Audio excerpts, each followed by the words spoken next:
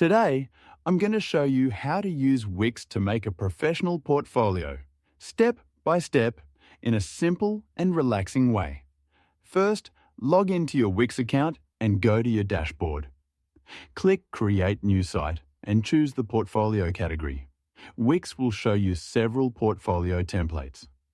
Take your time browsing through them and pick one that fits your style. Once you select a template, click Edit to open the Wix editor. Here, you can customize your portfolio by adding images, videos, text, and project descriptions. You can also add sections like About Me, Services, and Contact to give your portfolio a complete professional look. Make sure to use high-quality images and clear descriptions for each project. You can also adjust fonts, colors, and layouts to match your personal brand.